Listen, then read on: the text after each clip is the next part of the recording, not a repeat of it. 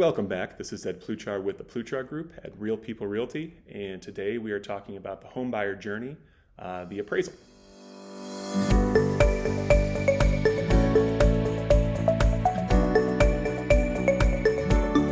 All right, so last time we talked about the inspection, and as you saw, there's a lot to that. There's a lot going on in the inspection, but you get through that, and now it's sort of a lull in the process. It's a lot of hurry up and wait when you're buying a house. And you'll talk to your lender, you'll give them payment, and they're going to order the appraisal. So what is an appraisal? It is a professional third-party opinion of the value of the house. Now, it is not the gospel truth of the value of the house. It's just an opinion of value. If you sent 3 different appraisers in, what would you get? 3 different values. However, the bank takes it seriously and says, whatever that value is, we're basing our loan on that value. So we're not going to lend you an amount that is above the value that the appraiser finds for the house. In general, the appraiser wants to see that the price on the contract that you and the seller agreed to is justified. They're going to look at local comps, similar homes within a certain radius and sold as recently as possible, and see what those values are compared to this exact house. It is a pretty thorough report. It can be many, many pages, and it'll cover things like the square footage, number of bedrooms, number of bathrooms, any special features, number of car spots in the garage. It'll even cover where are the bedrooms. Are they above grade, meaning ground level or higher, or are they below grade? Are they in the basement? And there's a different value for each, the situation of the bedrooms. Same thing with the bathrooms, and does it have a pool, so on and so forth.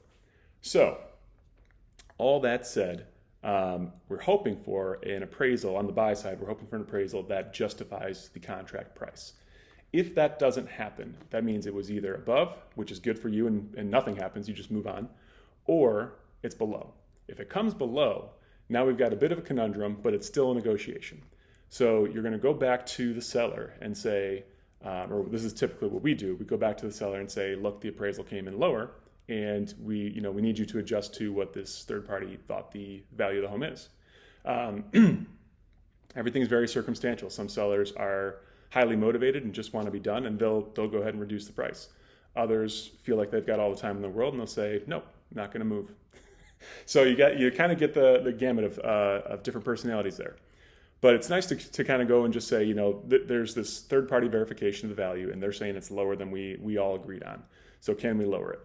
Now, your other option is to say, don't worry about it. We'll bring the rest of the money. If it's a $10,000 shortfall, not a Fort Shaw, but then we will bring $10,000 extra dollars to closing and make up the difference. Some buyers are happy to do that. Others say there's no way I can do that. And the middle ground is maybe the seller will reduce the price a little bit. Maybe we'll bring a little extra money to closing, meet somewhere in the middle. Exactly in the middle, closer to the seller, closer to the buyer. Doesn't matter. It's whatever you can agree on to keep the deal moving forward. If you can't come to an agreement, what typically happens is that will trigger the loan contingency, which means the contract's written contingent on you getting a loan. Now that's standard. That does not mean it happens every time. So check with your agent, your lawyer. But if it's written that way, that means now you can't get the loan you thought you could, and you can likely cancel the contract due to the loan contingency failing.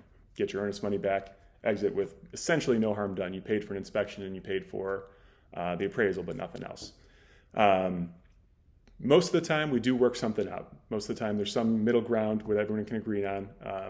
And like I said, we do try to see if the seller would reduce first, because it kind of makes the most sense. But in any case, if you have any questions about how the appraisal works, please let us know. My number is 815-931-2279. Thanks.